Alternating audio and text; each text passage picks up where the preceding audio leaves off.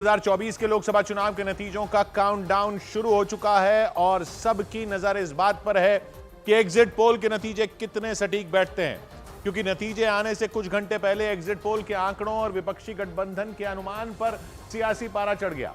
News 18 के mega exit poll के मुताबिक नरेंद्र मोदी लगातार तीसरी बार प्रधानमंत्री बन सकते हैं, क्योंकि एनडीए को 543 सीटों में 355 से 370 सीट मिलने का अनुमान लगाया गया।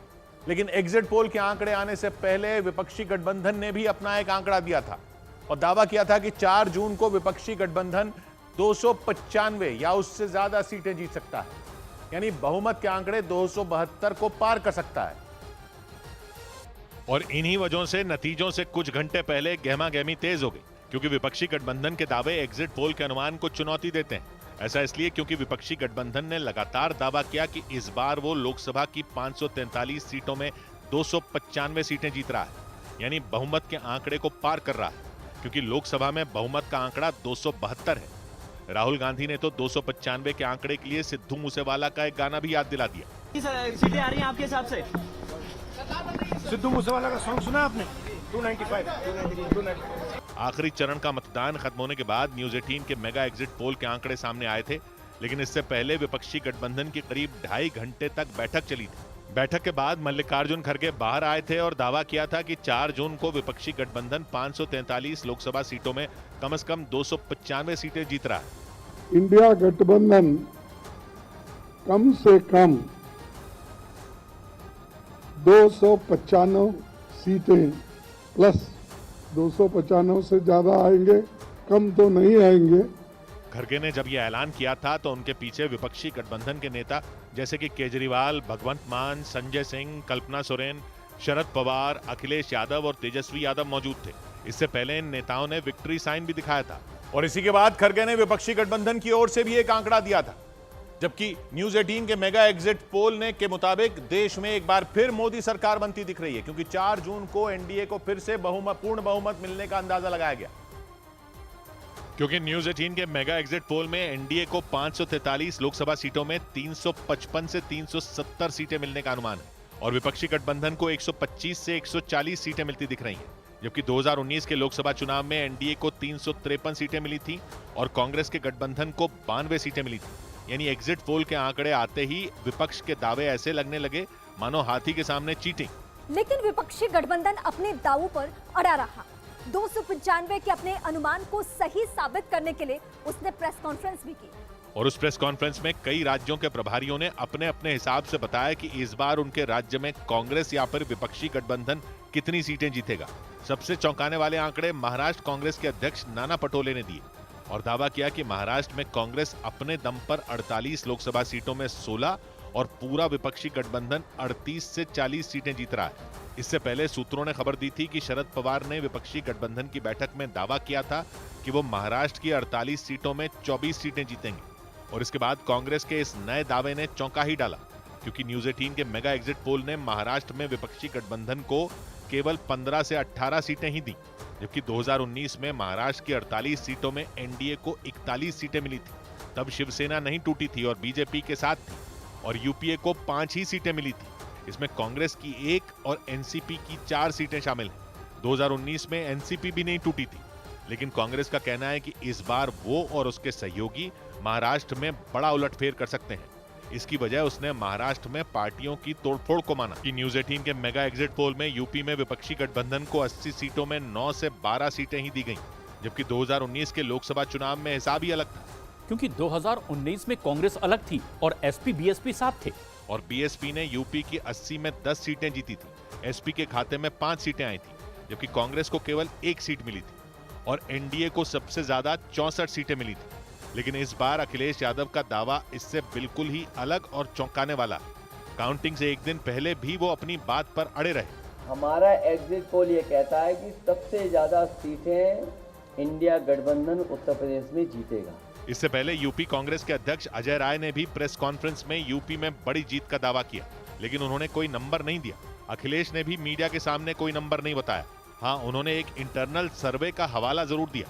और उसी सर्वे के आधार पर उन्होंने यूपी में बम्पर जीत का दावा किया। खबर आई कि एग्जिट पोल से पहले हुई विपक्षी गठबंधन की बैठक में अलग अलग क्षेत्रीय पार्टियों के नेताओं ने अपने अपने आंकड़े दिए थे। सूत्रों ने बताया कि डीएमके के मुताबिक तमिलनाडु और पुदुचेरी की 40 की 40 सीटें विपक्षी गठबंधन को मिल रही हैं, जबकि न्यूज 18 इंडिया के मेगा एग्जिट पोल में तमिलनाडु में एनडीए को 1 से 3 सीटें मिलने का अनुमान जताया गया। यानी विपक्षी गठबंधन ने तमिलनाडु और पुदुचेरी में क्लीन स्वीप का दावा किया, जबकि न्यूज 18 के मेगा एग्जिट पोल में तमिलनाडु में बीजेपी का खाता खुलने की उम्मीद जगी।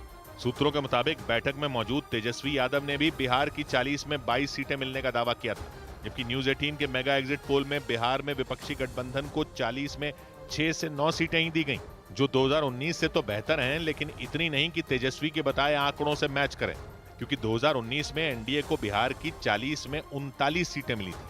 कांग्रेस को 1 सीट मिली थी और आरजेडी का तो खाता तक नहीं खुला था।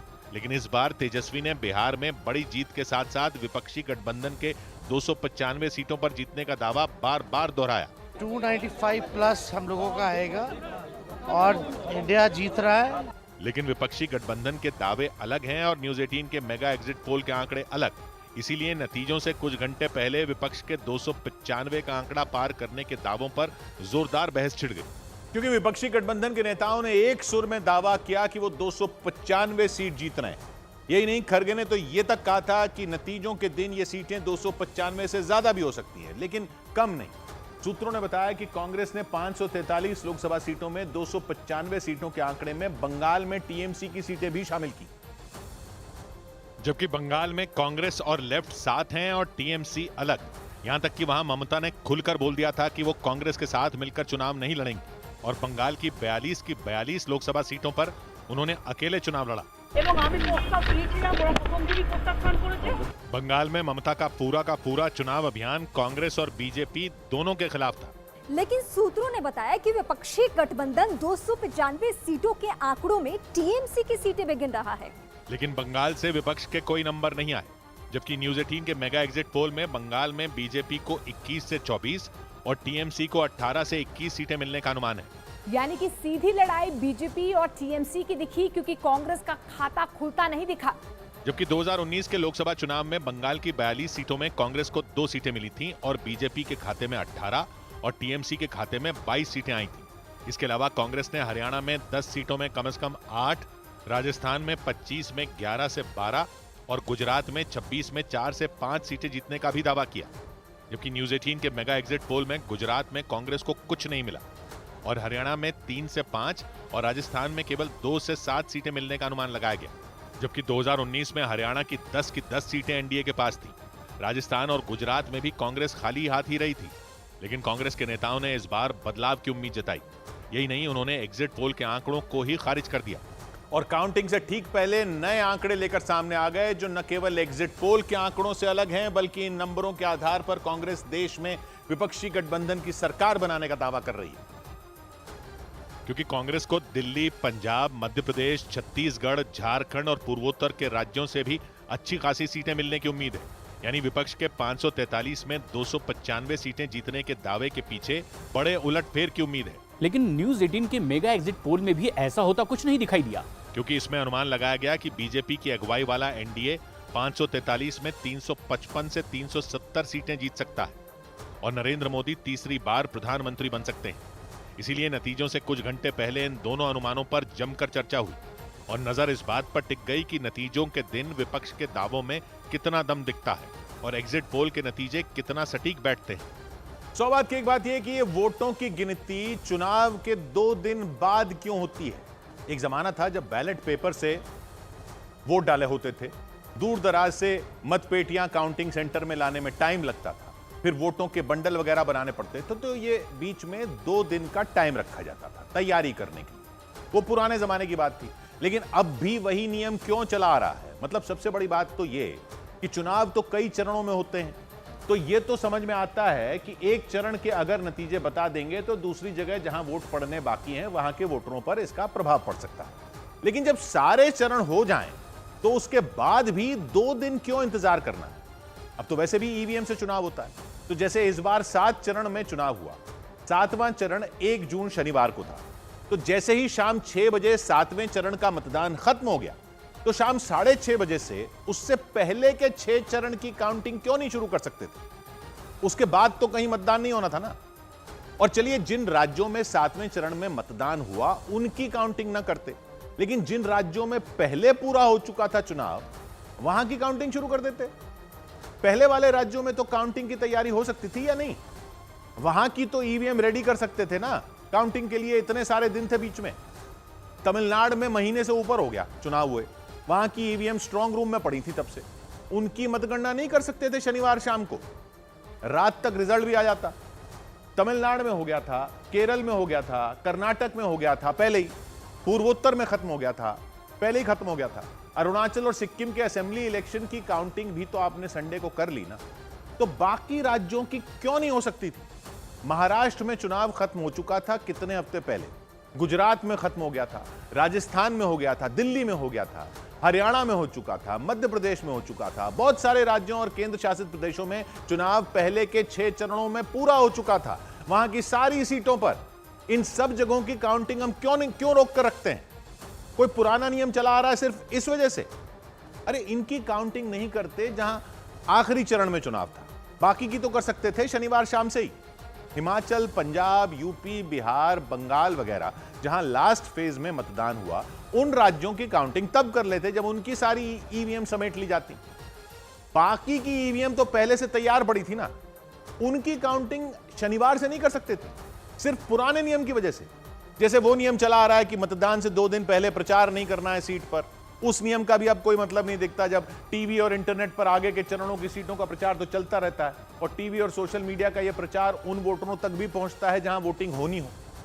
इन सब नियमों का मतलब ही समझ में नहीं आता, और ये 2 दिन बाद काउंटिंग शुरू करने का फायदा क्या होता है वो दिखता ही नहीं।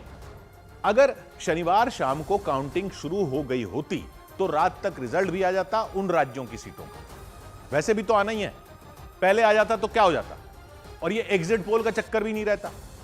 कौन देता है एग्जिट पोल अगर असली रिजल्ट ही आना शुरू हो जाता? जहां लास्ट में मतदान हो रहा था वहां के चुनाव कर्मचारी थोड़े ही लगते उस काउंटिंग में। काउंटिंग तो वहां होती ना जहां मतदान कई दिन पहले खत्म हो गया था, तो ऐसी भी कोई दिक्कत नहीं होनी थी कि कर्मचारी नहीं होते। अरे, हम तो कह रहे हैं कि उस पूरे राज्य की काउंटिंग ही बाद में कर लेते जहां की कुछ सीटों का मतदान लास्ट फेज में था। जैसे यूपी में 7 चरणों में मतदान हुआ, तो चलिए वहां की पहले के 6 चरणों की सीटों की भी नहीं करते गिनती, जब तक कि पूरी की पूरी सीटों की वोटिंग खत्म होकर ईवीएम समेट कर तैयार नहीं कर ली जाती। ऐसे राज्यों के लिए आप टाइम ले लेते, लेकिन बाकी राज्यों की कर लेते काउंटिंग। न एग्जिट पोल होता, न एग्जिट पोल पर इतना झमेला होता, और काउंटिंग शुरू हो जाती शाम को ही लास्ट फेज की वोटिंग खत्म होने के बाद। तो शेयर बाजार पर भी कोई असर नहीं पड़ने वाला था जब सोमवार को बाजार खुला। जो असर पड़ता वो असली नतीजों का पड़ता।